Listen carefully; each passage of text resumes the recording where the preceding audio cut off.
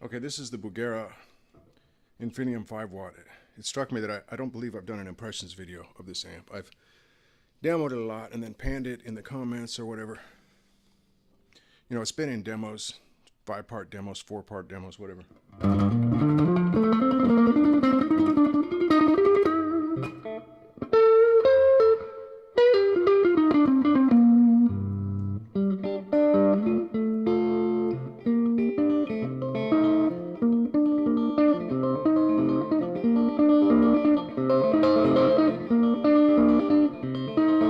I'm messing with the reverb right now. I've actually got the volume down at about 9 o'clock. 9 o'clock. Probably volume 3.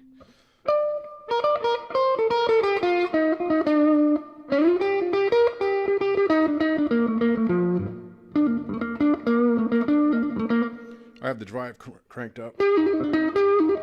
Just has volume, drive, and tone. The tone is midnight or noon, depending upon your predilection or your proclivity or whatnot, or be that as it may.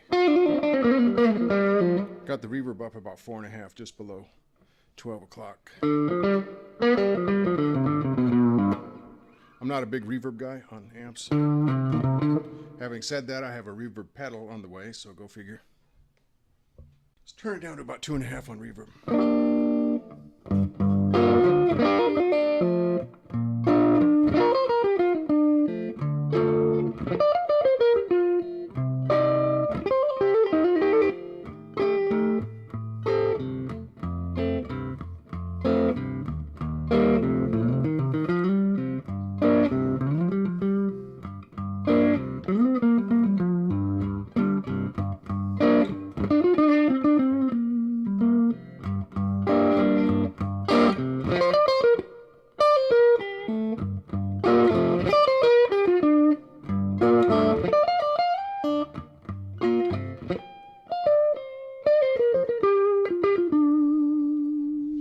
Throw on a little bit of this driver pedal that I just got.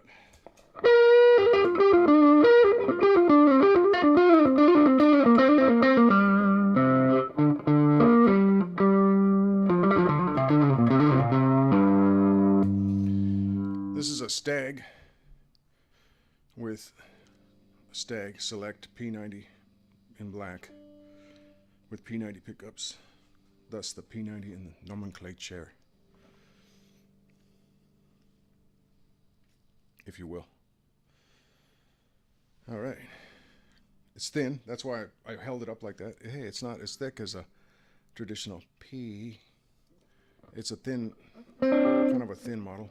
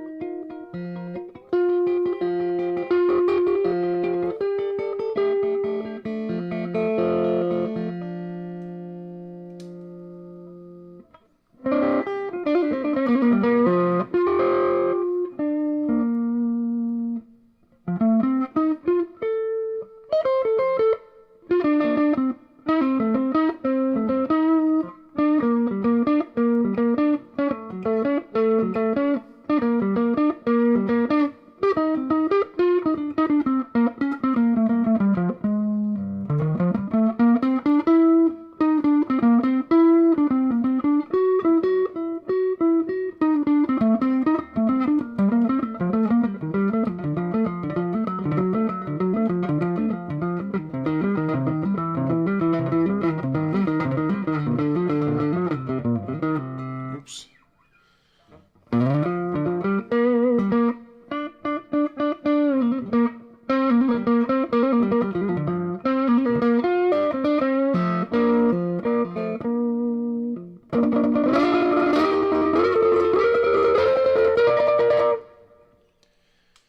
That's actually pretty cool.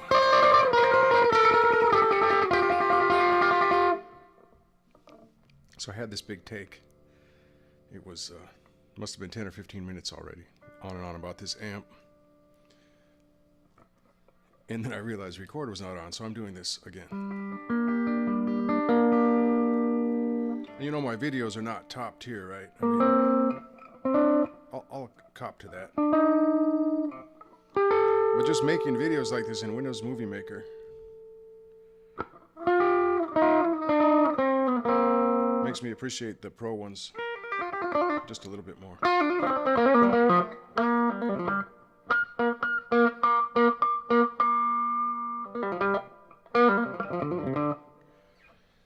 So, I don't want to go on and on about this amp. I may have panned it a little bit yesterday when I was talking about the Monoprice 5 watt. This is the Infinium, Bugera Infinium 5 watt. With Infinium technology, it's supposed to make the tubes last a lot longer. This only has a 6-inch or a 6.5-inch speaker. I'll put in the notes exactly what the speaker is. I keep forgetting. Or maybe I'll put it right... I'm pointing at this screen. Maybe I'll put it right there in the annotations.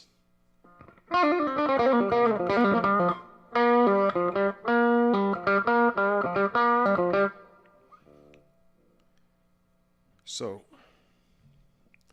it sounds overly compressed, like it's got some kind of wrapper around the sound. I don't know. I guess if your sound were a line, it sort of has like a wrapper around it.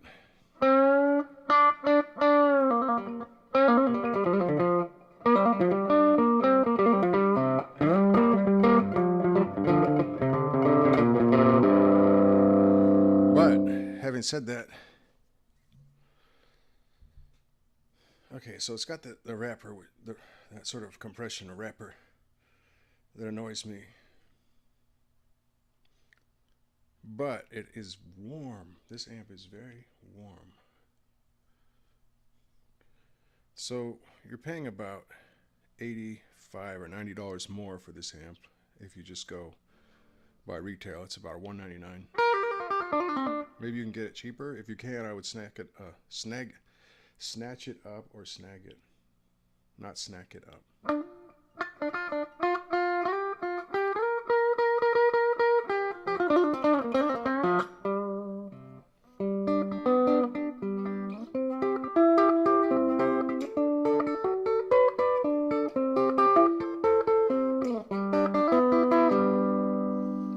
Well, I would at least consider doing that.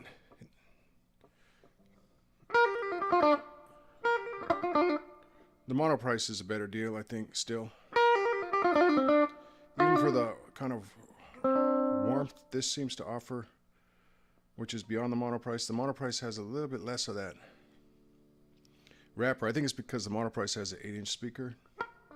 This one's more versatile, though. It's got 3 settings, 5 watt, 1 watt, 0.1 watt. Has this reverb, has a tone. Well, the Monoprice has a tone. The Monoprice doesn't have separate gain and volume. Right now, I've got the gain cranked and the volume about 2.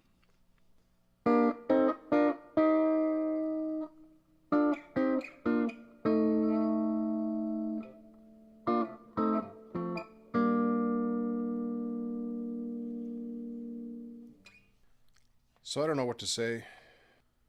This is a pretty good amp. It's got some warmth, definitely got some character to it. It's not, it's kind of an apples and oranges a little bit between this and that Monoprice. If I had $115, I wouldn't save up. I would just get the Monoprice. If I had $200 and this thing were $199, I couldn't find it any cheaper, brand new. I might consider it just because the Infinium aspect is intriguing. That your tubes might last a long, long time with this new technology. That's what Infinium is about, long tube life. So, despite its having a smaller speaker, it's actually a bigger amp and a little bit more solidly constructed than the Monoprice. If you're into reverb, then this is the one. I don't care, one way or the other. I guess it's been kind of fun to play with here. Yeah, so the Monoprice has separate jacks, high and low. And this one has a single jack with a switch on the back, 5.1.1. This definitely gets some cream going. You know, maybe if I could turn it up louder, it would open up a little bit. Let me put it this way. You're in a sub $200 amplifier space. You're looking for a home recording amp or a studio recording amp. Say you have a recording studio. Or you're looking for a practice amp. You can't go wrong with this. This is great. This or the mono price, they're great. Now, do you want roughly 2 mono prices for this? That's anybody's question. I don't have the answer to that.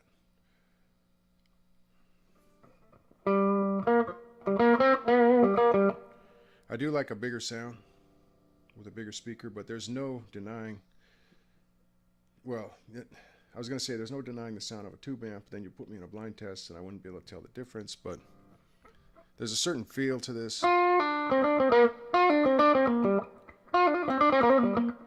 solid states I've been trying, they feel good. They feel great.